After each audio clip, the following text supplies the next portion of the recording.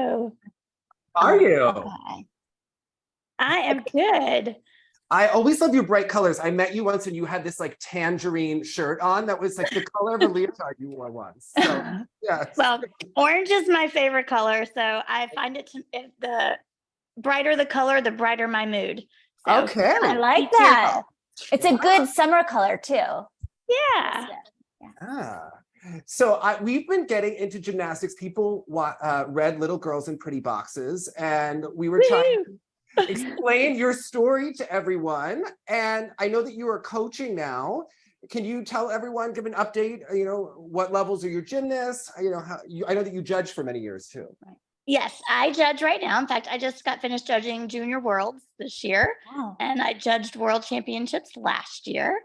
And so kind of moving up and on that world circuit, and that's absolutely amazing. I love being able to stay involved at the sport at such a high level, but without all the time constraints and commitment of either coaching or doing the sport. And it allows me to still coach and raise a family. So how tough of a judge are you? I'm tough. I'm like the Russian judge. No, I'm just kidding.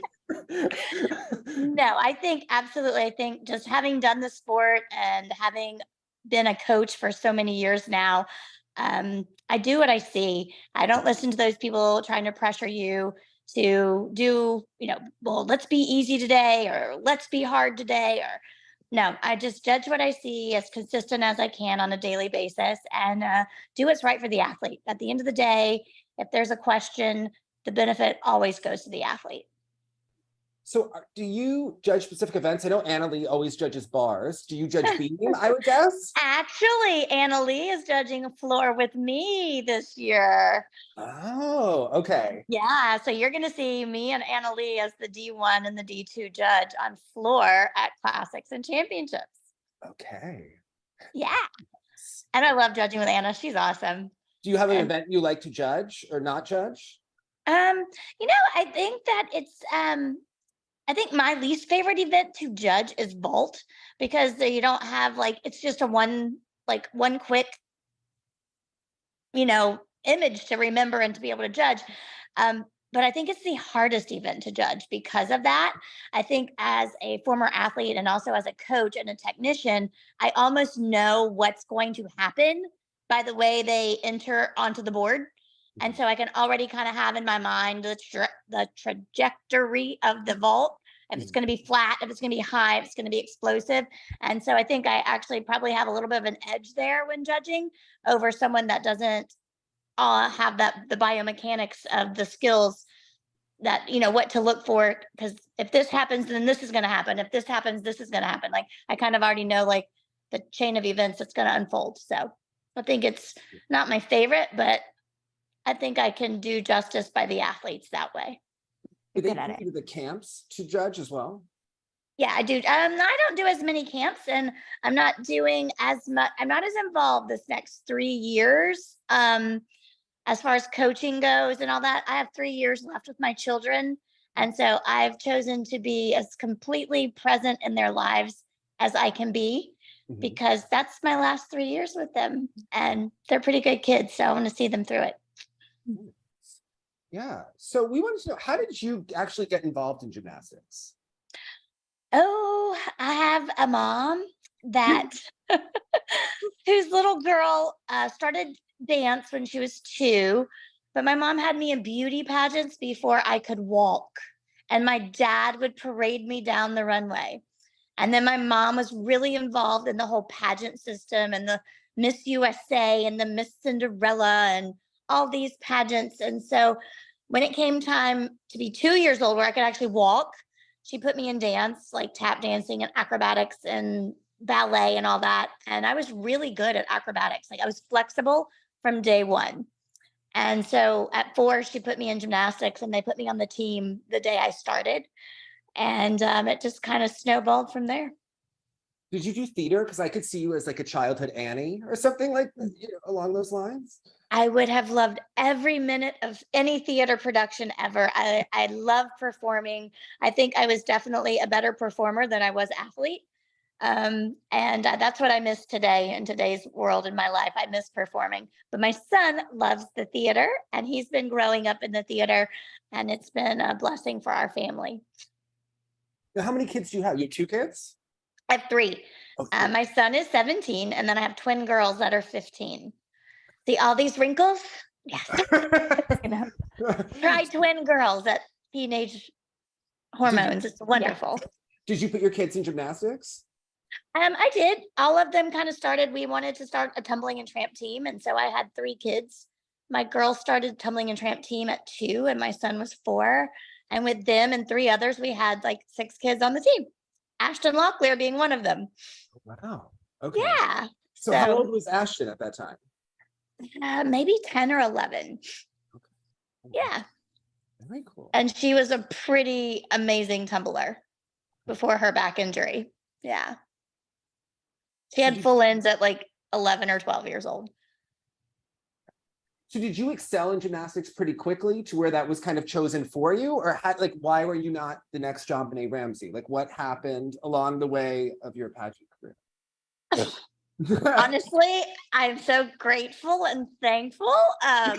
But because I'm like 5 foot nothing, so it wouldn't have gone very far anyway. But no, I think I was just naturally pretty talented, and she sent me off to gymnastics camps in the summer when I was like 6 and 7 years old for like weeks at a time. And the coach of that camp, his name was Vanny Edwards, and he was actually the 1972 and 76 Olympic coach for the USA. And he requested that I come train at their facility. So that I was going to be the next Nadia, and I was going to be the first female to do a triple back. And he had all these wonderful plans for me. And my mom bought in hook, line, and sinker. How old were you at? Sorry. No, Jenny, go. Yeah. It's okay. No, she's asking, how old are you at this time?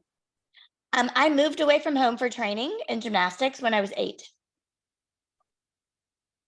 And was your dad shocked? So you and your mom moved together? Well, my mom was there for part of the year, but I actually lived with another family for most of the year because my mom did taxes. So during tax season, she had to work. So I lived with another family and was basically responsible for my breakfast and my lunch, which I got lunch at school. And then the family I lived with fed me dinner. And I had my own checking account at 8 years old. Were you happy about this? Did you not have a choice anyway, or what was your take? I honestly think at 8 years old, you don't question. And way back then, you just didn't question things. You just kind of did what you were told. And I never realized that there was a choice in life until much later. In fact, pretty recently did I realize that there were actually choices in life, and you just didn't do what you were told to do. You actually had a choice in doing things. And so it's been a wonderful awakening. What was it like training with Vanny Edwards? Did you progress quickly? What was that dynamic like? I was actually kind of young to work with Vanny and his group, but I had a coach, Randy Fox, who was, I think I was just a very, very lucky young girl that got partnered with a coach that was learning and he was an LSU gymnast and went to work for Vanny. And he just was so passionate about gymnastics and learning. And he just took me around all through Texas, all through Tennessee, me and him in this car. God forbid, I said, I'm an extremely lucky young lady that he loved coaching, and he loved that I loved to learn. So then what made your mom eventually switch gyms from that point? Vanny closed his program in 1980, the same year that the Karolyis moved to the country. So 80 or 82, I can't remember now. Must have been 82 he closed his program. I went there in 80, and in 82 he closed his program, and that was the year Marta and Bela defected to the States. So what was it like for you moving to the Karolyis? Again, it was just another step in the journey. The Olympics was already the end goal at 8 years old, and it was just the next step and the next piece of the puzzle and the next part of the process. Did you know them like from TV at that point? Or I guess how familiar were you with the Karolyis? I knew of Nadia, of course, and my favorite athlete was Amelia Eberly. I loved when she threw the tantrum in her floor routine, and I just thought that was the coolest thing ever. And so Geza put that in my floor routine later in life. Okay. And I guess how serious was it when you first moved to the Karolyis? Was it like culture shock at that point? Because you seemed like you had been one-on-one with that coach? Or? No, not really. I mean, when I first moved there, again, I was 8 to 10 years old. Like, we didn't question authority. We didn't question anything. We just were young little machines, just kind of doing what we were told, knowing that we were going to get the results that we wanted to get with our life. And that's what it took. That's what we did. So I guess, were the Karolyis actually teaching you at that point in time, or were you working with assistant coaches? Yep. I was not good enough at that time to work with the Karolyis. And so in the 5th grade, I moved from Texas back to Louisiana for a little bit, and then finally ended up in Atlanta at Atlanta School of Gymnastics with Tom and Bunny Cook. And then how did you wind up back at the Karolyis? Well, when I went to Atlanta School of Gymnastics, I was competing at the Class 1, which is now equivalent to level 10. And the next year, that year I made it to Class 1 nationals. And then the next year I tried elite. And when I made elite, I think Bela saw me and asked my mom to bring me back. And so I left there and competed at championships that year with him and made the national team. And what was your dynamic like with him early on? He liked me. I was a hard worker. I was a performer, and I could perform under pressure. So he enjoyed my competitive spirit. He enjoyed my bubbly personality and my haircut. Like, he used to tell me when it was time, okay, your hair is getting too long. We got to get it cut. It's not bouncing anymore. So he had this whole image of who I was as an athlete, and we went with it. And for you, did you like training with other athletes? I think in skating, there's so much of a focus on people training as individuals. You have a one-on-one lesson with a coach typically, and you obviously are more of a group setting in gymnastics. So how important do you think that group dynamic is? For me, it for was you, extremely important because I am a competitor. And so when my friend got a new skill, honey baby, I was going to get that new skill. I would, it meant more to me to get the skill to keep up than to be afraid of it. And where did you, I guess, rank in the gym when you were there? Were there other girls as talented, or what? Oh, absolutely. It was an amazing place to train, in that there were so many at that level that it was just a competition almost every day. Yes, we had bad days, but we also went in there and we knew who our competition was nationally, and we were training with them, and they made great training partners because of that. Friends, maybe not so much back then. But today I can say I have great personal relationships with all my former teammates, or most all of them. I guess, and your mom actually ran like a boarding house, I think, for the other gymnasts. Can you kind of talk about that? Actually, she did. When I first moved back to Karolyis and I was training there as an elite, I lived with another family, and several of us lived with that family. And there was one of the members of the household was not the words are escaping me. Let's just say my mom moved immediately to Texas and decided that she was going to open her own boarding school for all of the athletes that lived away from home, just to give them a safe place to live and a place of refuge, to feel safe and secure. What was that like to live with all the people that you're training with and competing with every day? Is it a lot? Yeah, I mean, it was a lot, but we were really only together one day a week. I mean, we would wake up, we would go to the gym, we would be training. We'd go to school from training, we'd go from school back to training, we'd come home and go to get our homework done and go to bed. Like, it was like a job. Most of our life, we've just worked and worked and worked. We've really known it no different. And so it was fine to have all those people there to, honestly, it was probably good for a person like myself who had that mother that never stopped talking about gymnastics. to be able to have all those people around to where I couldn't be harped on all the time, just some of the time. So I think it was a blessing for me. Would she, sorry. No, Jenny, go. No, I keep interrupting you. Go, Dave. No. Go. Okay. Okay. So as far as your mom goes, I guess, was that pressure for you? Did you find that encouraging, or what did you take that from? I think as a kid, you just want your parents to love you.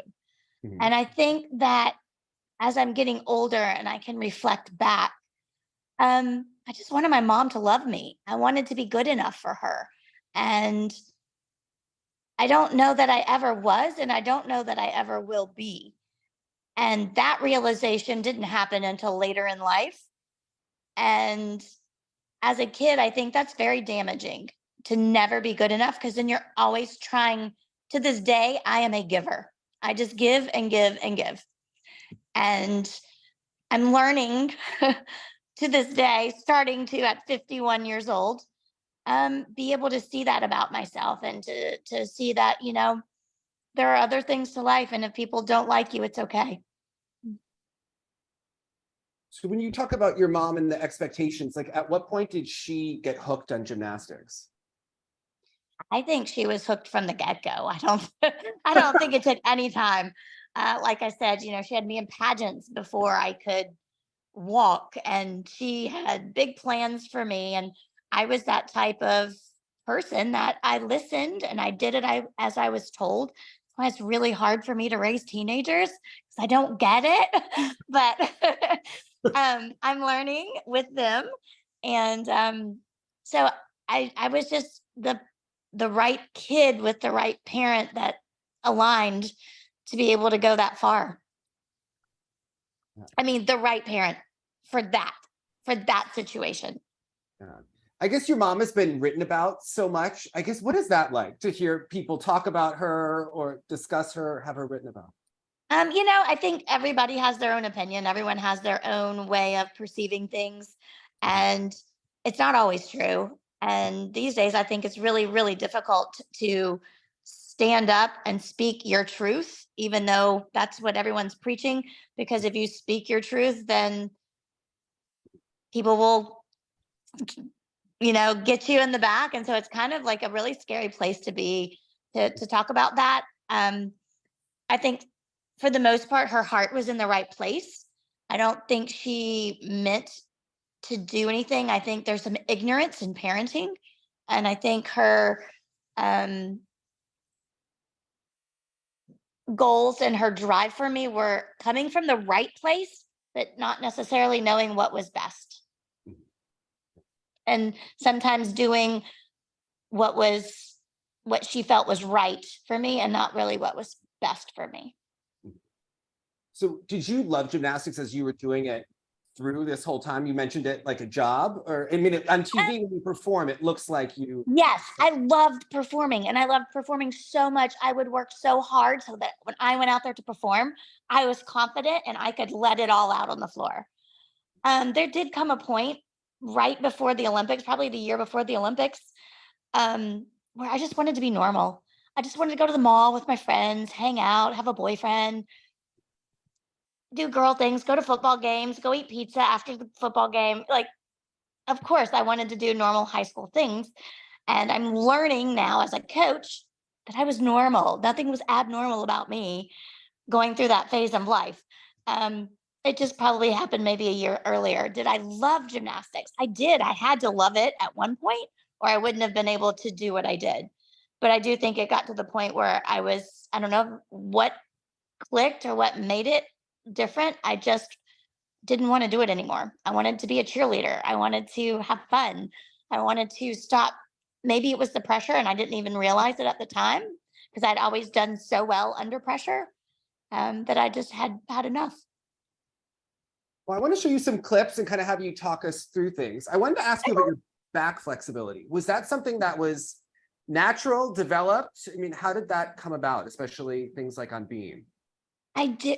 Seriously, I was flexible from the time I was 2 years old. I could do those little chin rolls and acrobats like all the way across the floor. To this day, I don't even have back issues. it's not flexible anymore, but I really don't have lower back issues at all. It's amazing. So I don't know. To me, it was a blessing because I was unique. I could do things that other people couldn't do, which made me stand out, which actually ended up giving me the name that I have in the sport today.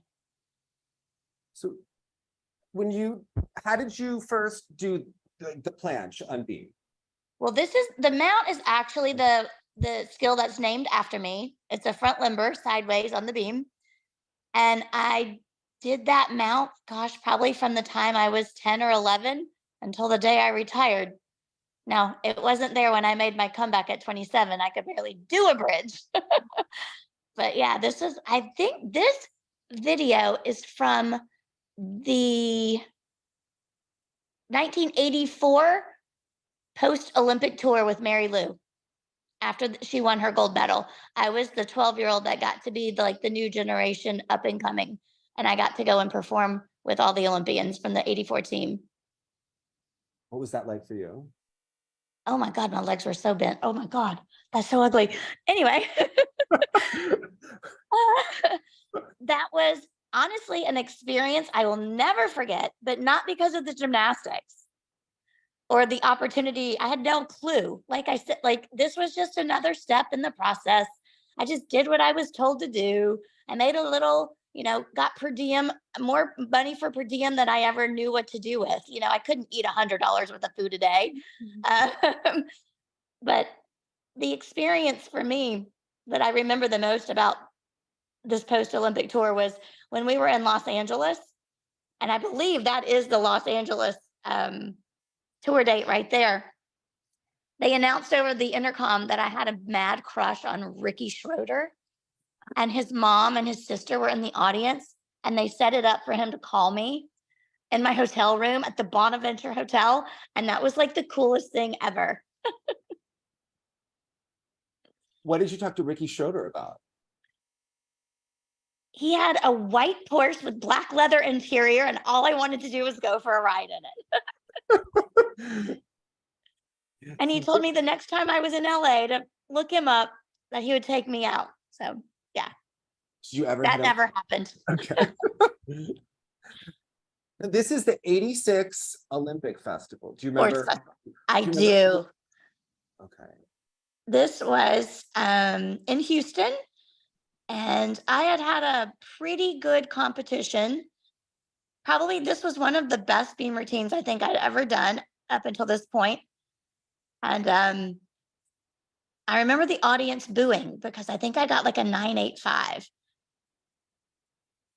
And everything about the routine was, from my memory, one of the best ones I had ever done. No, Switch sleep to 180. Come on, Marta. I should have been better than that. Why didn't she? What the heck? It looks like she didn't care as much about the leaps back then. Was there a reason why? Did the judges just not care?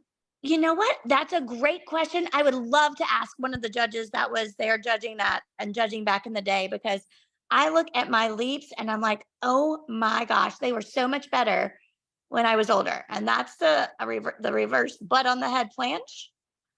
And that doesn't. And the straddle one. Everyone thought that was like named after me, but that actually wasn't. It's just a reverse planche. But we all back then had something unique, and that was my thing. I was flexible. Like, dang, this is a good routine other than those leaps. And I think I stuck the dismount. Now, I heard from Rhonda that you were Marta's favorite. Would you agree with that? I have come to find out so much in my old age.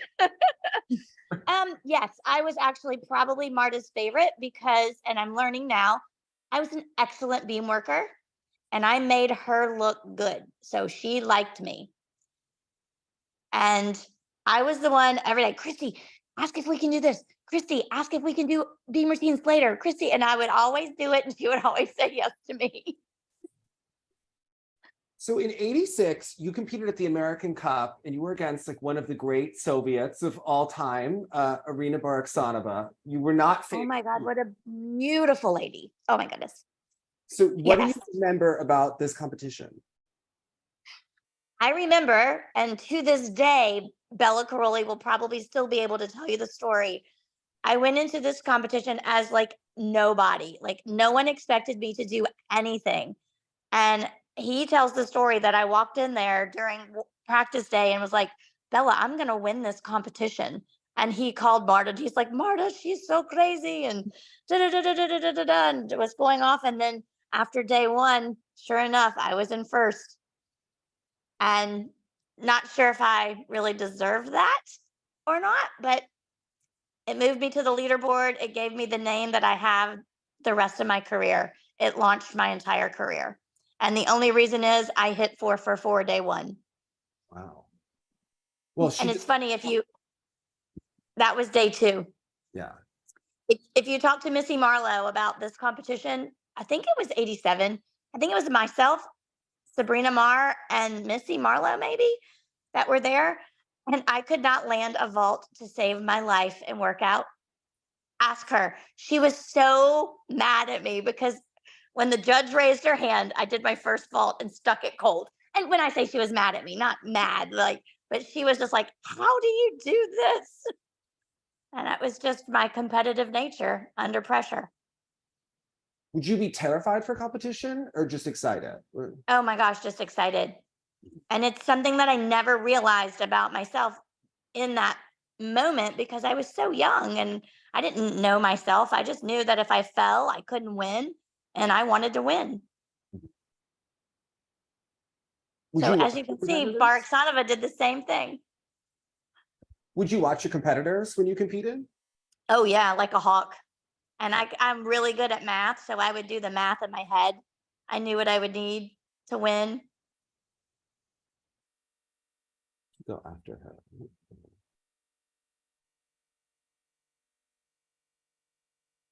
Were you nervous about the cameras? Like, is that weird for the first time? No, I think like I said, I think I missed my boat and my calling. I think my true calling was theater And commercials? Yeah. and drama and performing. So no, that just made it that much better. Now, throughout your career, you had a wrist problem. Was it already broken here? This is the competition, and you'll notice I don't have a wrist brace on. I can't remember. It had to be 86. So yeah, this was 86. Got to the point where I literally couldn't take my thumb and run it under my leotard to pick it out of my butt. And so when we went home from this competition is when I had the x-rays done. And it was a small little bone called the navicular bone, and it was broken. And they did all these fancy casts with electric stimulators, but I could take it off so I could still practice. But then I would put the electric stimulator and the cast back on to try to make it heal. And yeah, nothing really worked. So what do you do at that point? Like, are you taking just like a lot of aspirin per day or? At that time, not really. I just kind of dealt with it. And I don't know. I just did it. Later on, when I started having some lower back muscle spasms and things like that, I would take naproxen, and I would take sometimes upwards of 12 Advil a day. 4 Advil like 3 times a day, which is basically like a prescription strength. Okay. And is that just to get through training every day? Yep. Okay. Yep. So at what point did you and Phoebe start to become neck and neck? Because Bela would love to talk about it on TV. So the next year at the American Cup, the coverage is all about kind of the two of you. And he, I guess, shows you, training neck and neck in the gym. They have like a feature on it. Yeah. I think that was, like I said, very good for TV. It's reality TV at its finest. In the gym, we would do things together outside of the gym. We were never really, really close. I do think that we were really, really close at one time. I do think that he was using that for press and coverage. But as well as we were very competitive with each other. If she did something, I did something.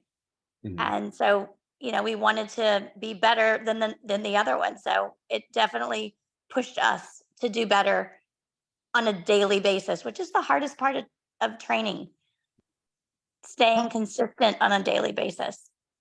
How many girls, I guess, were in and out of training with you at the time? I know that Stacey Gunthorpe came, Jalissa Gomez, Robin Carter. Like, was it a revolving door kind of? Yeah, I think it seemed pretty consistent to me with the core group. But yeah, there was, I mean, Dee Dee Foster came, Stacy, Shelly was in and out. I'm trying to think through the years. I mean, even I left and came back. So I guess, can you talk through what was the conditioning like? Because people always talk about how difficult his conditioning and running drills are. Like, do you still think that they're nuts by today's standards, or what was he having people do?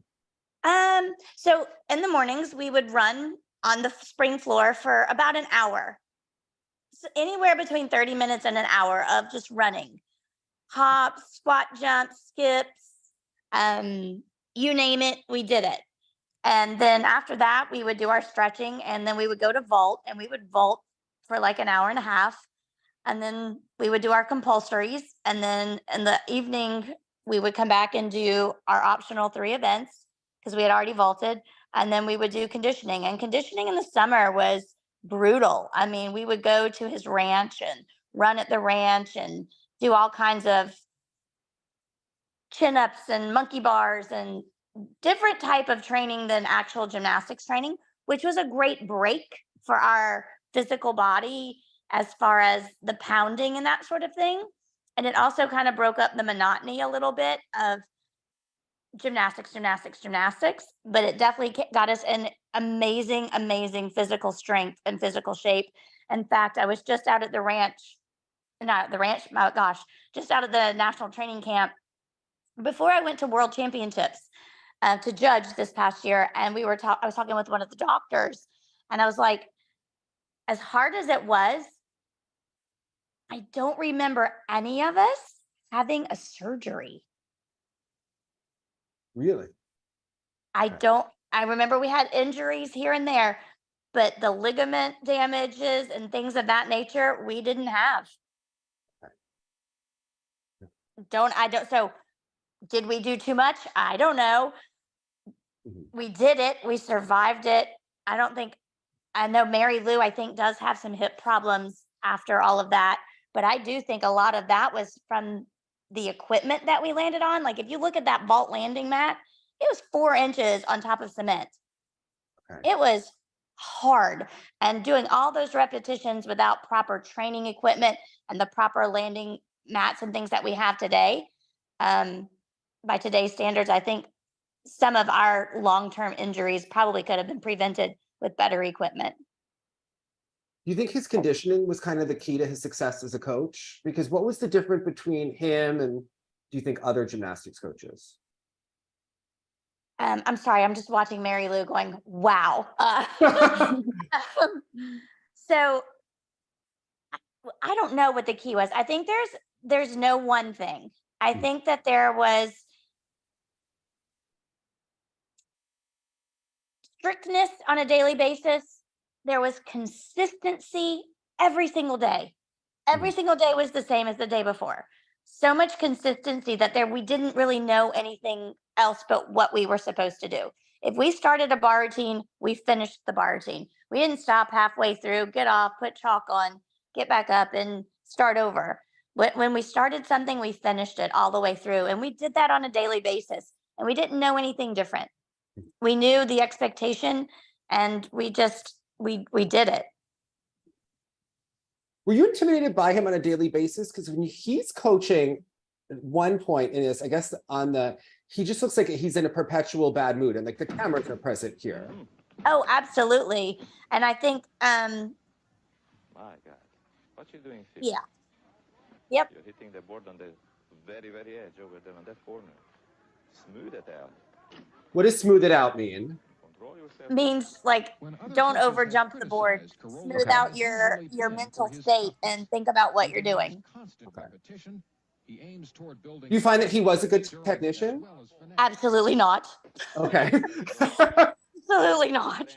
I don't think that was definitely his weakness. And that's where Marta was stepping in. And Marta was just very good technically in knowing the biomechanics, the way the body moves, the trajectory of where you needed to start in order to finish somewhere. She was very, very well trained in that area. Did you learn a lot of your technique from him, or would Rick teach you, or how did you learn? I learned technique when I went to scats, not gonna lie. I don't think I was just a natural athlete as far as beam goes. I had so much, I think at some point, there's only so much physical and it has to become mental and in your heart. And I wanted it so bad that I would just do it. I think I got better as an athlete as I got older because I had better technique. I got better as an athlete when I went to Don Peters in 1987 or beginning of 1988 because he was a very good technician. Technically, he understood where the head needed to be to make the body straight and that sort of thing. And I think I learned a lot. I wanted to ask, he had you do a lot of full ends and a lot of double backs, but you tend to look like a twister. And I was wondering if that was the decision he made. Did he ever have you try other skills?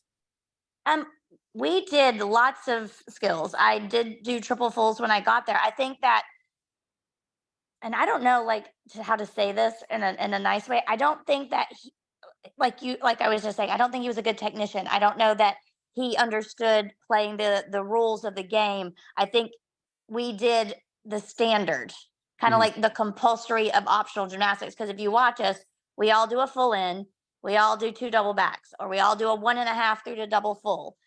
It just as the years would change, he would change that middle pass a little bit, and then he started going with the whip, whip, whip, whip, whip, and all that kind of stuff. So I don't think that he necessarily trained each athlete to their natural potential. Because I do agree with you that I was a pretty good twister. And I had pretty good air sense. So this is Pan Am's, and at this point you had been second in the all around and people expected you to win. Now Greg Marsden had become the head coach of, at the time there was a lot of politics going on. People didn't want Bela to be the head coach. How much did it affect you not to have him at meets? I think more importantly than not having him there at the meet was not having had the proper preparation to be ready for the meet. Okay. So did he possibly out, or was possibly to prove a point? Okay. I don't know that for a fact. I can only speak from where I am as a coach today, the whole political situation that was going on in the moment, and my performance. Okay. Does that make sense? Yeah. So I don't think I was properly prepared for the competitions in order to possibly prove a point that my athletes need me. At the same time, I think he had a relevant point in that he had 5 of the 8 athletes on the team, and the coach that was there didn't have any. I don't know. There's no right or wrong. It is what it was, and it is what it is. Now, by the Worlds, did you feel your confidence waning? Yes. Okay. So I guess what happened at that meet? I mean, I know that it was a lot was made that you didn't perform, as well as expectations happened. No, I thought I was Supergirl on compulsory vault. Okay. And I did my Souk kick out and I literally landed on my stomach. Wait, I think my feet hit first. But yeah, I just thought I was Supergirl flying through the air and I was just a little short that day. Was it just of my supernatural powers?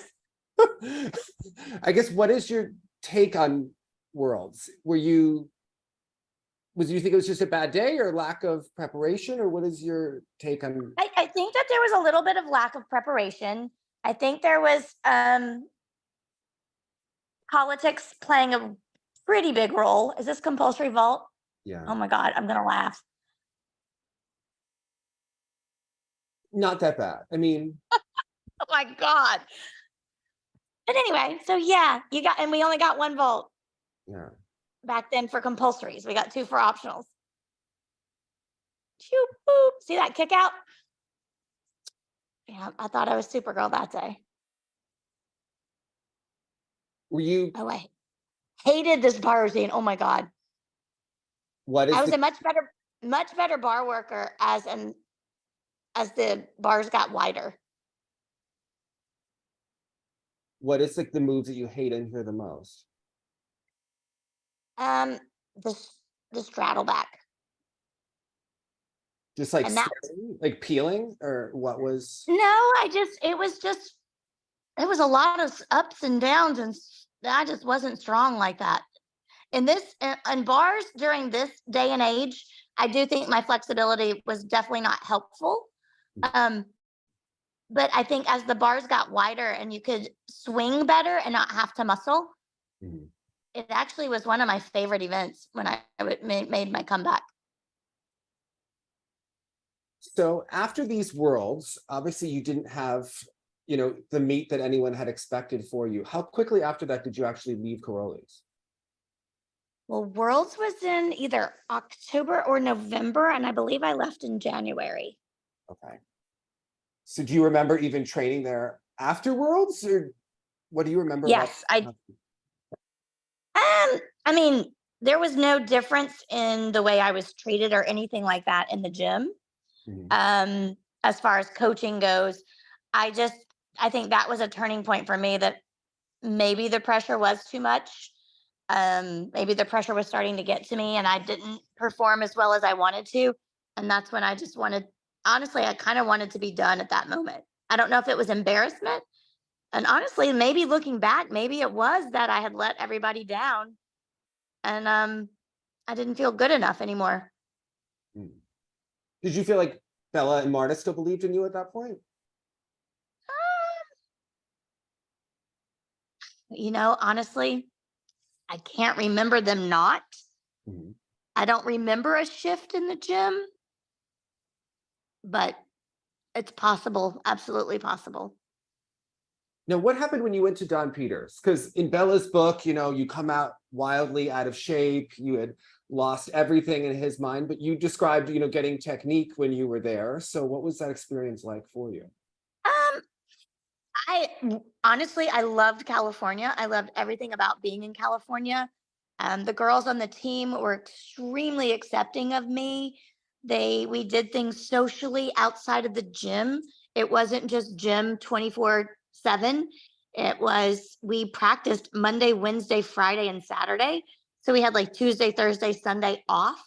So as a teenage adolescent going through the natural changes in life that happen to a teenager, as well as not practicing 40 hours a week, only practicing about 30 hours a week, 25, 30.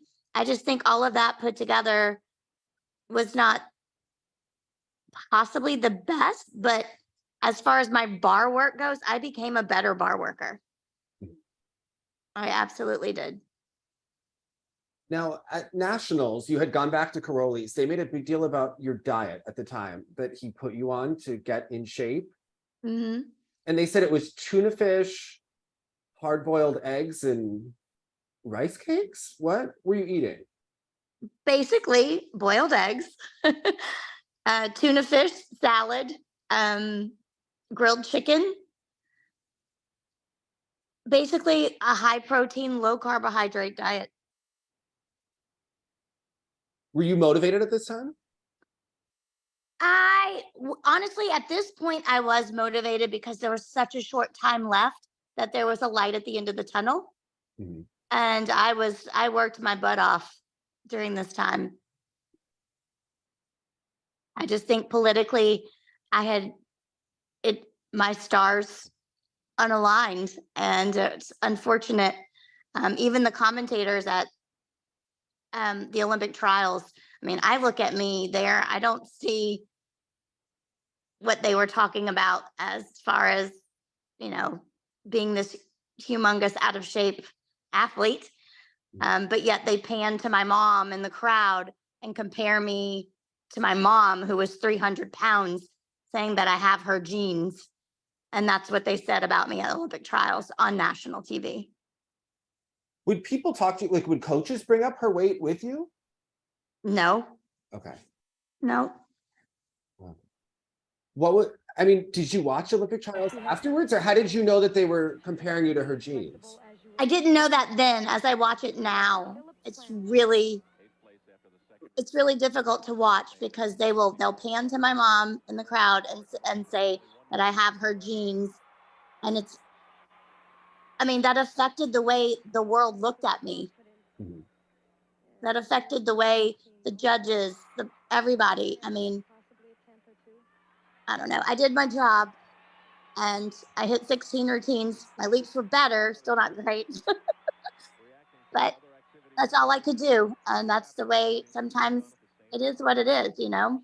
Now, people have felt, I guess, for years that your scores were lower than they should have been there. Did you feel that at the time or since then? As I look back and I can compare my performances from 1987 when I got a perfect 10 on vault to the vault that I did at championships and Olympic trials, where I would get like a 9.65 maybe, Mhm. there's no difference. Mhm. So that's the politics of the sport in the 80s. And you take 4 tenths twice, that's a lot. One of the things that Jenny, wanted to know, I guess we talked about, was what was Bela telling you at this time? Because you were the second alternate, you weren't supposed to be traveling, I guess, but he had you keep training with the team all the way up through the Olympics. So what was he telling you to keep you training and motivated at that time? I mean, I was told by him and the rest of everyone that if anyone gets hurt, I was going. So that was my job, was to keep training.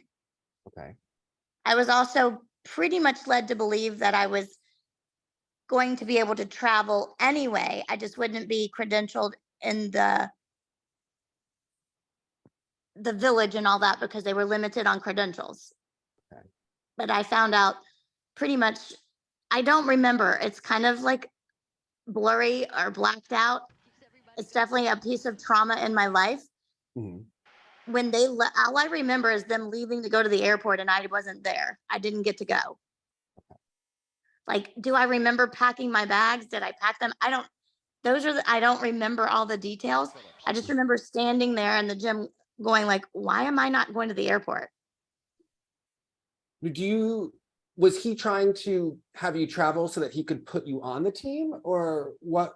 Can you kind of talk through, was he telling you you still had a shot? That was my belief. Okay. Yeah. Because if you watch this, this is, I guess, an exhibition in the Carolinas, you're one of the strongest team members at this point, even though you're the alternate. I don't even remember this. People remember this and they ask me about this performance in particular. And that was the compulsion. I don't remember doing this in Charlotte. And there was also a mock meet before? Yes. Top 3? Yep. Okay. So the way they do it now, like when they have that last final competition before selecting the team, we had that back in the 80s at the Karolyis gym, and I was third in that competition. Do you remember how everyone else placed? Phoebe won and Brandy was second. Mhm. I was third. I don't remember. I believe some people did not perform complete routines, Mhm. and therefore their scores put them at the bottom. Mhm. But I guess I if the team were picked now, who do you think would have been on it? Is it based on? I can't. I mean, I would like to think I would have been, but I think it doesn't really matter. Shoulda, coulda, woulda. Of course. Life goes on, and at some point you bury it and you move on. How long did it take you to bury it? I was pretty much out of the sport. I don't think I've truly ever watched the '88 Olympics all the way through. Um, I moved on and found a happy place in cheerleading and went to LSU and had some fun in college, then moved to New York City and had a small acting career and modeling career. And I think all of that was consistently looking to have attention and to be noticed. And then the Reese's Cups, yeah, that was so much fun. Honestly, that's kind of what got me back into the sport. In 1996, I was the official spokesperson for General Motors and their sponsorship with the Olympics in Atlanta, and got to go to the Olympics with General Motors as their spokesperson. And that was really my first and only Olympics I've ever been to. What did you do as the spokesperson for General Motors? Oh, I got to tour every single General Motors plant all over Michigan, Ohio, Louisiana, and I spoke to their employees and told them how important they are to being able to allow the corporation to have the finances to be able to sponsor our Olympic team, and how they make a difference, and the lives of so many athletes get to do what they love doing because of the hard work that they put in each day. Was that a fun experience for you? It was a lot of fun, because I think that was my first real understanding of how the world works and how major corporations have an impact on everything, and then including politics, and then including the way things get done sometimes is not always the most ethical way to get done, but it gets done. And so my quote in life is to do what's right, not what's easy. Well, you came back at 27, were you, when you competed again? Yep, 27. Did people think you were crazy, or, how did that come about? You know what? I'm sure they did think I was absolutely crazy. In fact, I'm sure people laughed at me. But for me, it was closure. It was, why did I quit the sport? Why did I fall out of love with it? Why did I hate gymnastics? And it wasn't gymnastics that I hated. It was the politics and the BS and the people that should have been there taking care of us that weren't. We were a child. We were the children that made the money for all of these people, and we got nothing. Nothing. And that's what brought me back, is I just wanted to love the sport again and perform. No, you actually, this isn't the exact routine, but in 1999, you had a standing ovation at Nationals when you finished. Yes. Do you remember that routine? It was this routine, and it was the best moment of my life. I mean, I don't know if it was this competition, I think it's but this was the same routine. Now, one of the things someone told me is, was your mom actually going to the gym again when you came back? No, she lived in Louisiana, 2,500 miles buffer zone. We were great. I guess, what was that like? Was she still as invested? Or? No, not at all. Okay. Yeah. So after this, you start coaching. How did you get chosen to be on the selection committee in 2008? In 2008, Kim Zemeskel was actually the athlete rep, but she had an athlete, Chelsea Davis, who was competing for a spot. And so that was a conflict of interest. And so I became the athlete rep because I had competed at the national level within the last 10 years. And so I just remember Kathy Kelly calling me and telling me, we've spent about 2 months clearing you through the USOC. We would love for you to be our athlete rep and on the selection committee for the 2008 Olympic team. And I went, Kathy, that's great. I'm pregnant with twins. And I just went through my timeline. I'm like, okay, if these babies stay in me like they're supposed to stay in me, I'll have a major, something major to do every 2 weeks. Because it was like championships 2 weeks later, Olympic trials 2 weeks later, I gave birth. 2 weeks later, I was at the final selection competition. And it all fell in place. What was it like being a part of the selection committee with Marta and learning how she thinks? Honestly, I understood a lot of the philosophy behind the selection process. For me, my impact on that process was speaking up for the athletes and for the alternates, because they weren't going to allow the alternates to travel. And at that moment, I stood up I remember standing up the table with this big old belly and saying, absolutely not. I go, If they are alternate, if they have a name, they will travel. They will get an Olympic t-shirt. They will get a replica of any Olympic medal that is earned, because to this day, I don't have a lapel pin or anything from my Olympics. I never honestly ever felt validated that I was a part of that Olympic team until 2016, when they allowed me to walk across the stage with my team.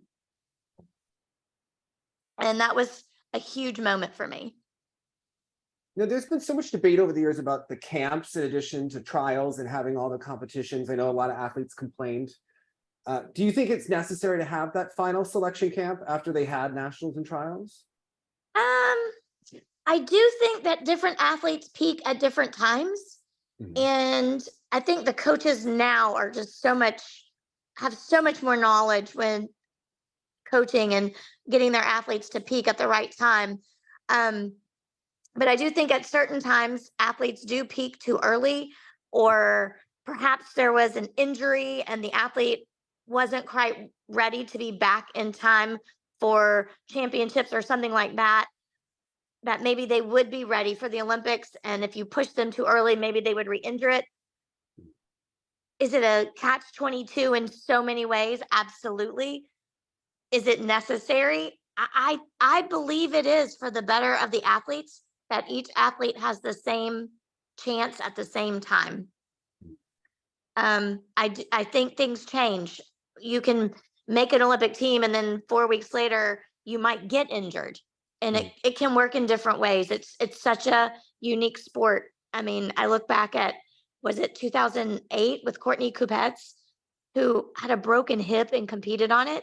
I'm like, that was unfortunate circumstances, and that young lady pulled through and did an amazing job. So I don't know. I think that there's always two different perspectives when it comes to that. On one hand, I can say, no, it should be top six. The other hand, I can say, no, it should be the top two, and then who's the specialist on each of the events that are left. And I mean, there's all different configurations. And I think at the end of the day, it just comes down to who's the best in that time and in that moment. Mhm. Do you think there are things about the selection process that would surprise people? I mean, obviously everyone debates it online. I think Nancy Armour will write articles in USA Today about who she thinks is going to make the team. Do you think people are pretty in line with the philosophy at this point? Honestly, I stay away from social media as much as possible. I don't even know what goes on, because people scare me these days. Um, I would rather just watch it unfold. And, at the end of the day, you do have to trust that there is a process, that these people that are in these places have been involved in this sport for so many years. There's so many rules, there's so many policies put in place, that as long as they follow the rules and policies and procedures that are put in place, those have been okayed by the Olympic Committee, and that's what we got. And at some point, you're all entitled to your opinion, and God knows people feel very valid in their opinion, and that's okay. That's what you're allowed to speak your opinion. But at the end of the day, the people that are in place to put those rules and policies and procedures together, they're following them to a T. Well, how do you feel about, over the last couple of weeks, Gabby Douglas has announced that she is coming back. Simone Biles has announced that she is coming back, and she just did really well at the camp. And obviously Suni Lee is competing. Where do you think of the state of the team right now? I think it'll be very interesting to see how it all unfolds. It's super exciting for our sport to see some of these victims of the sport come back and find their passion for the sport again. And that aspect, I can never truly understand what they've been through. But having been a victim, in my opinion, in another way, to see them find their love for the sport and back doing something that they're so amazingly gifted at, I'm super happy that they have found the will in their hearts to be able to do this at that level. And I commend them, because it's not an easy sport. It's the hardest sport in the world. And and to be able to put that commitment and that time and that dedication and that consistency into what they're trying to do. I wish them all the best. When they all, were so open about their experience in the sport, how much did that bring back your own experiences in the sport over the last 5, 6, 7 years? I think it really, to me, it impacted me because in some ways I felt really lucky Mhm. that I, in my experience, wasn't the same as theirs when it comes to what they had to go through. In so many ways, it was the same because I do believe the culture did create that environment. I believe very strongly that the culture of our sport created that environment for those young athletes to have to suffer what they suffered through. But I do believe that the culture is changing. I see and I witness these young ladies coming out of national team camps with a smile on their face, laughing, not all the time, but there are moments of enjoying what they're doing and enjoying the process instead of constant belittling and constant pressure. I believe that they can breathe at least. I feel that they definitely have a voice. And I witnessed Jordan Childs after World Championships as we stood in line to get our dinner at the after banquet, talk to Chelsea and just tell her, "Thank you so much, Chelsea." She goes, "I didn't know how this experience was going to be. I was on tour with you last year as your friend, and now I have you as like my world champion coach. And I was really torn, but you knew what we were going through. You read our minds. You helped us through practice. You were a great coach for us." And to hear those words come out of the athlete's mouth was priceless. Now, Rhonda actually told me that you've seen the Karolyis in the last couple of years. What was that experience like? It was a great experience for me. I personally look at my life and what I have today and what I've been able to do with my life and the lives that I've been able to touch because of my story and because of my past. I personally have appreciation for what I have today. And I know that I couldn't be where I am today if I didn't go through some of what I went through. Um, was it all roses and happiness? Absolutely not. And was it hard? Absolutely. And would I be the person that I am today if I didn't go through all of that? Probably not. But I appreciate things in life. I appreciate when someone has a passion for something. I appreciate what I'm able to give to others through my past. And I'm appreciative that I can see the change that's happening in our sport. Does it always need to be better and be more? Absolutely. I do think education is the key. And I think there's a lot more educating that still needs to be done. Well, thank you so much. It's just so great to hear your story and to see how, at peace you are and how happy you seem. Yeah. It's not always peaceful. It's a challenge, of course. I'm not going to say that it's all roses and puppy dogs and ice cream, but Has Bela ever apologized to you or for things that happened? I had a very, very long one-on-one discussion, and yes, in so many words, he didn't say it exactly like that, but to see the look on his face and to hear the words coming out of his mouth that he was so sorry that it happened the way it happened and I didn't deserve it and that sort of thing. And he tried really hard on my behalf, and I believe him. Mhm. But I don't think it was all perfect. I don't think it was all great, but I don't think it was all bad. You still talk to him or? I talked to them. I think it was October of last year. I saw them at their ranch, Okay. and I am at peace in my heart, knowing that I truly believe he did what he knew. I don't think he maliciously, intentionally did anything to hurt me. Mhm. I think he did everything in his power to try to make me the best athlete I could. And he definitely stuck up for his athletes at the detriment of other athletes and other coaches, which I don't agree with. And that's kind of hard, even as a coach today. I stick up for my athletes, and I've gotten, it's probably not always the perfect way to do things, but we try to stick up for our athletes the best that we can. When is the last time you did skills like this? So I think I was 47 when I did that one. Are you like, do you still work out? Are you like going to yoga class, or like, what is this here? Well, before COVID, I was pretty active. Since COVID, I need to get my butt back in high gear. Oh my God. Yep. I can't cast handstand or kip, but I can Takachev. Do you still tumble on like the tumble track? I did. Okay. Maybe it's like, I think I did like double backs and triple fulls off the tumble track maybe a year or two ago. Wow. Just playing around into the pit, of course. Okay. Oh my God. That's incredible. I'm 51. That's pretty good. Yeah, right? Yeah. Oh my, you look incredible. Yeah. Well, thank you so much. Thank It's you. such a thrill to Thank talk to you. Thank you so much. Yeah, we really loved this. Yeah.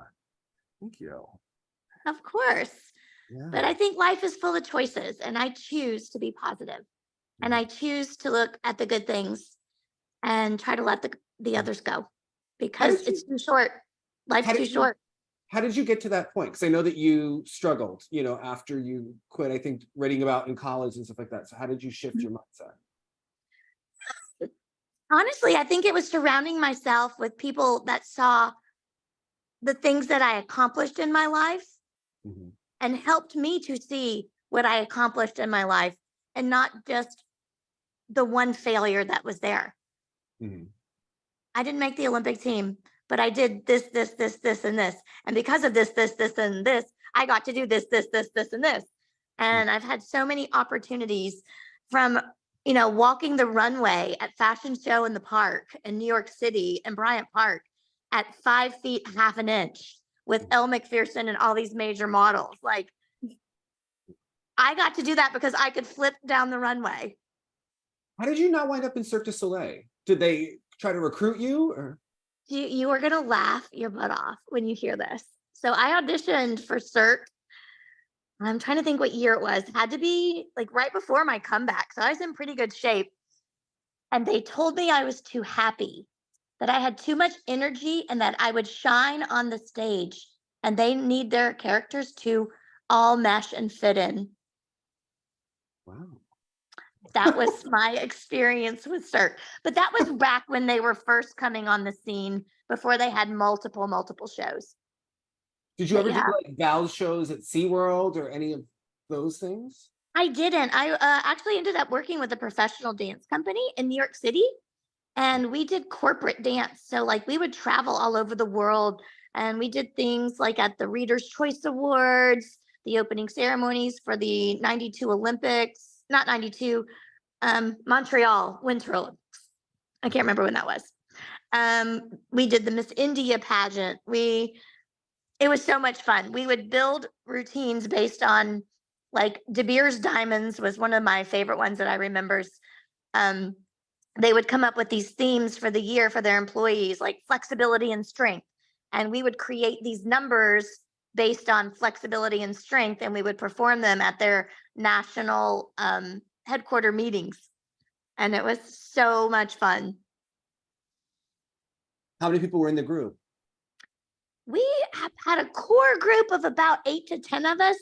And at any one time, if we needed like a hula hooper, we would bring in this major hula hoop person that could like hula hoop 30, 40 hula hoops at a time.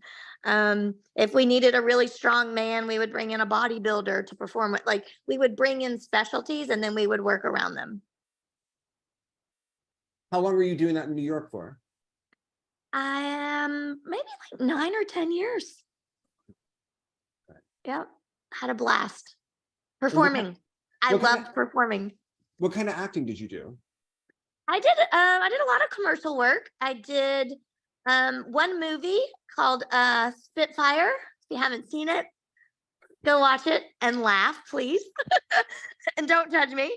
I literally moved to New York City in July and I landed that movie contract in December. And just so happened to be in the right place at the right time.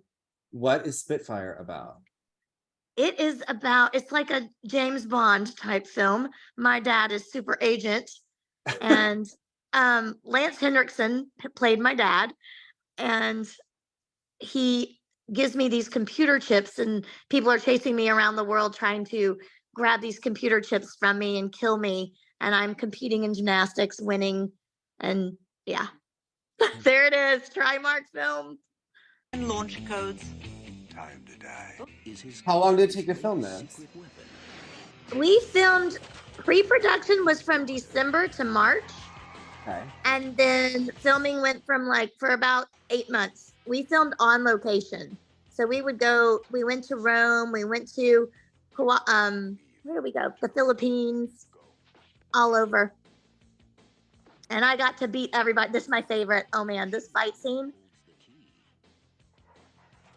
It was so fun. Did you ever stunt double? Like for those gymnastics movies in the 90s? I did a little bit of stunt doubling. I can't remember the one major one that I was in. It was a major spoof movie. I can't remember the name of it. I did a lot of television movies, made for TV movies. And I did some stunt work for a lot of kids actors because I was little. Okay. Like what kind of stuff would you stunt double? Like fight scenes mostly. Oh, okay. And then I did do some gymnastics in The Perfect Body, an NBC movie. Yeah. Okay. And actually some of that gymnastics I didn't do. That's so funny. Wait, you didn't do the gymnastics in Spitfire, you said? Not all of it. Oh, wow. I will have to see it. Well, Yes, it's quite funny. Can you watch it online? Yeah, I'll have to check it out. Oh, I Yeah. don't know. Maybe on YouTube. It was on Netflix for a while back, when Netflix first came out, 2 decades ago or something. Did you ever see the movie The Bronze? I didn't. Okay, that's like a spoof about gymnastics. That's The probably Bronze. worth watching after a couple glasses of wine or something like that. Yeah. Okay, I'm going to have to go check that one out because I love funny movies. Yeah. I'll tell you the most traumatized I've ever been Yeah. from the sport of gymnastics Yeah. was watching Athlete A. Oh, okay. Yeah. I literally tremored for 2 days after that movie because I had someone telling my story and it wasn't my story and it wasn't my life, but they continued to tell it and put me in it. And that's the worst trauma. I still to this day, when someone mentions that movie, I have tremors in my hands. Yeah. I was very let down that I was in it and that my story was told without my knowledge. Did And you I ever- don't know how they got around it.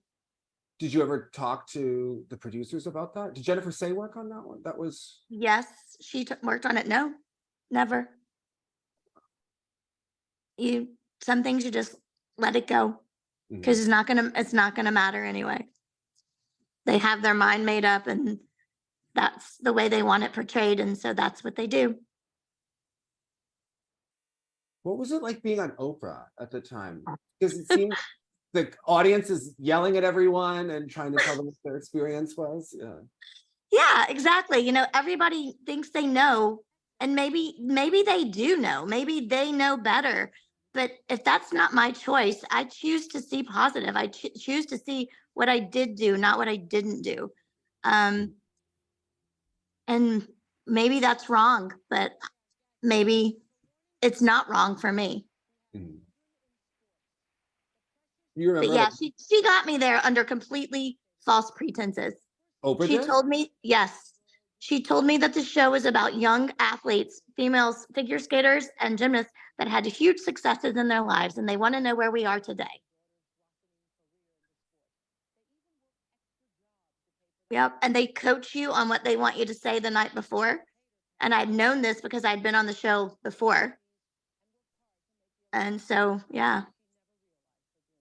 And so the night before, did you have like that feeling that this was going south? Yeah. Absolutely. Okay. Yeah. Oh, wow. Yep. In fact, the first time I was on her show, she told me if there was ever anything she could do for me, that she followed my story and she was so sad and it was so hurt. If there was ever anything she could do for me, to please call her producers and let them know. And there was a time when I didn't have medical insurance and I wanted to get some help. And so I called, but there was no help. True story. When was the first time you were on? Gosh, it's probably around 89, 91-ish, Okay. somewhere around there. But yeah, is that Jaleesa? Yeah. Sweetest, sweetest, sweetest soul. When she had her accident, did you hear about it at the time or did you hear about it later? I was actually at SCATS when that happened, and we did hear about it. And I remember taking a moment of silence with my teammates in the locker room and saying a quick prayer for her. Was it freaky to train after that happened to someone? Absolutely. It was very scary. I don't think any of us wanted to go vault. And I'm extremely thankful for the equipment and the way it has evolved. And it's tragic that it had to take something like this to make that happen. So what do you remember about her as a person?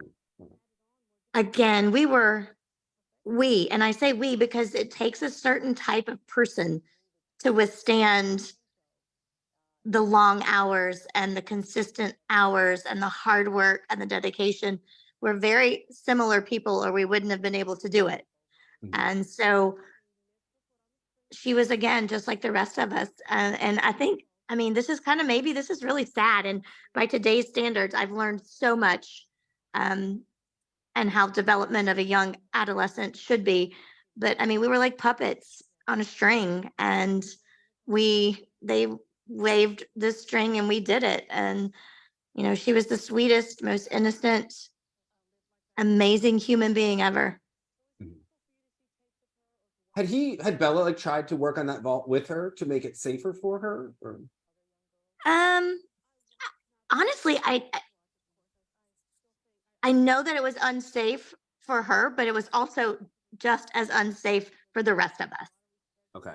I mean, it's not that she did anything different that we did. Okay. She just slipped off of the board. Basically, kind of what you heard him getting upset with Phoebe about in the one video, over jumping the board. Was that a problem she had often though? Like, would she do that in practice? Because I guess when they write about it now, they act like it was unsafe for her to do it for a long time. Or would you all miss the board? We didn't miss the board. I don't remember her missing the board, but that's not to say that my memory is 100%. That was a long time ago. And in that moment, it's absolutely possible. I can't 100% say yes or no, because we were so focused on what we were doing that sometimes we didn't see everything going on around us. Was this out of body when Oprah, I guess when Oprah tells you that you're going to be on the show under false pretenses, like what is that experience even like? I don't know. I was kind of like then on a mission to try to prove a point, and probably shouldn't have, because I really don't look that great in this interview. And that's okay. I was telling at that moment and at that time, that was how I felt. I have definitely reevaluated several times in my life. And if I had the same questions today, would it be answered differently? Possibly. But at that moment in that time, I think I was scared and I didn't want to be a part of their game or a part of that, because I had already told her that some of the things that were written in the book, Pretty Girls in Little Boxes, was taken out of context in the way in which I said them. Did I say what Joan Ryan wrote? Yes. Did I say them in the way in which they were put into the book? No. And so to sit there next to a lady that had taken my words and rearranged them to fit her story, I was angry. I guess, what do you feel was mischaracterized by what she said? Because I feel like people quote it, and that's one of the books that's really lasted over time. Just a lot of the way in which the context was written. Like, did things happen that were not great? And yes, did they ruin I don't know. I honestly don't remember now because I've put that so far out of my mind. I don't remember exactly what it was. I just remember that I think that my parents should have done more. I mean, she definitely doesn't portray anything positively. Like it was as if she picked the worst parts of everyone's career, like a highlight Yes. reel. Yeah. Yes. And there's always two sides to every story. And there's always a positive and a negative to everything that's said and done in life. And if you can take the negatives and learn from it and try not to do that again, then that's what I choose to do. And people will make mistakes. I will make mistakes. My kids will make mistakes. It's not the end of the world. We need to pick them up during those mistakes and help them learn from those mistakes. And that's under and through education. When was the last time you saw Phoebe Mills? I think it was in 2016 at when we did the parade of Olympians. Okay. At Olympic trials. She's in snowboarding, Olympic sports, or yeah. She is. I think she's an Olympic judge for snowboarding. Wow. Yep. And seems to enjoy her life in Utah. I think she runs the Woodward camp there. Now, do you see Shelley Stack? Does she still judge? She has not judged in quite a while, so I have not seen her frequently. I guess who are you closest with of your teammates? I would say probably the closest now is Brandy Johnson and Kelly Pitson, because we both own gyms. Kim Zemeskel and Mary Lou and Rhonda. Those are people that I really keep in touch with a lot. And when I say a lot, Rhonda and I probably talk twice a year, 2 or 3 times a year. And the others, we probably talk once a month. Okay. Yeah. So. Now, how many gymnasts do you have at your gym? Currently, I don't even know, close to 600. Oh, wow. Okay. Not like team athletes, just in general. We do a lot at my gym. I do a lot more than just gymnastics. We have cheerleading. We have a competitive dance program. We have a preschool, a mother's morning out education-based preschool, and after school. We do lots of things. So on average, about 600 kiddos come through the doors a week. And what do you just coach, or do you do dance, or what do you? I haven't done anything really in the last 2 years other than give advice on how to. I'm more involved with the business now, and I'm trying to grow the business. For so long, I was the coach 40 hours a week, trying to do marketing, trying to do Facebooking, trying to do, everything, run the dance program, the cheer for everything. And I could not do anything very well. So now I'm just trying to be a mom that is completely present in my children's lives and to give my kids 100% of my attention as much as I can. Do you miss coaching? No, not really. I'm good. Yeah. I enjoy being a mom more than I ever knew I would. Okay, that's great. What are your kids involved in? My oldest son, my only son, he is into the theater. He loves acting. He loves performing, and he's actually a stutterer. So to be on stage and to sing and perform is the best therapy ever for him, and he does a great job with it. And then my middle daughter is really into singing and playing piano, and so the arts. And then her twin sister is a cheerleader, a pretty highly competitive cheerleader. So everyone is a performer in your family, basically. Everyone performs. Yes, you got it right. Does your husband perform too? He was a singer-songwriter for Arista Records and Warner Chappell. So yes, we're all performers. Okay. Which makes for a very hard competition at the dinner table. Yeah. We have a very loud family because each and every one of us are always trying to be heard and seen. Do you think you could have been a competitive cheerleader in another life, or is that?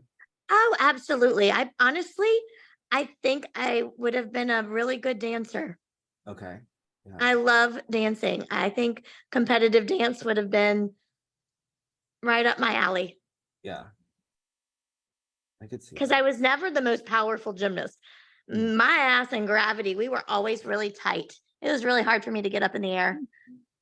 So what is the key? Because on all of your tumbling passes, no matter, they look like you're going to land them on your face, but then you pull it around every time. Pure determination. Would you land on your face in the gym? It happened several times, yes. Okay.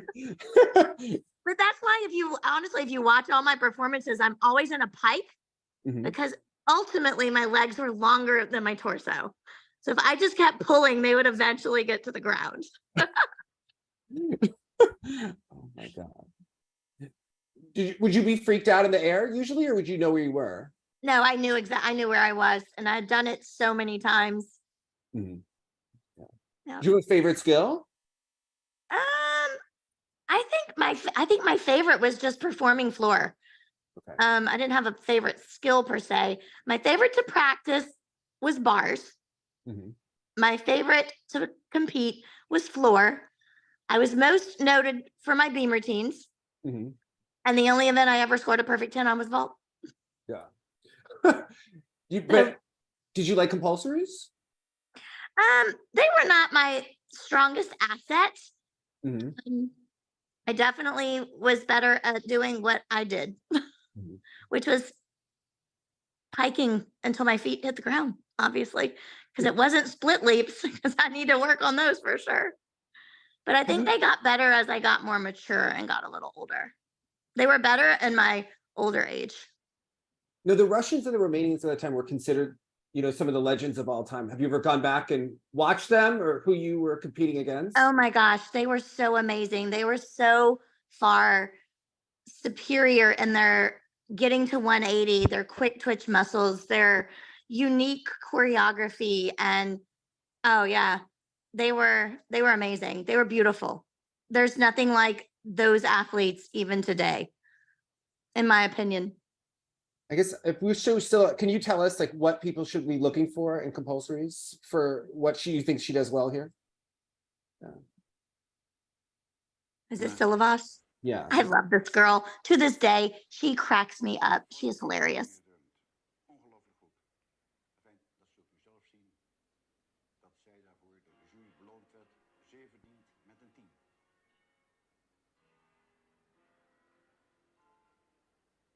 It's fluid, it's elegant. The legs are straight when she's running. She runs with elegance into these compulsory passes. You think they should bring compulsories back? I think it would definitely make a difference compared to all of the tricks that we see. Mhm. It is definitely an artistic elegance that we don't find in every athlete by today. But at the same time, is that what the sport is all about? And I think it would limit, I think optionals is the best way to get each athlete their own best performance. Mm. So I think it's taken away from some of the artistry, but some of the artistry can, like, look at her 180s. Like, yeah, they were beautiful and effortless and easy. Do you have a favorite routine that you've judged? You ever judge something and realize you were seeing something amazing as it was happening? I didn't get to judge it, but last year at World Championships, Ellie Black's floor routine was, to me, one of the most amazing floor routines ever performed in the history of our sport. Ellie is not elegant. Ellie is not long lines. Ellie does not have beautiful body lines. But the choreography and the music and the choice that they put with that athlete was perfect.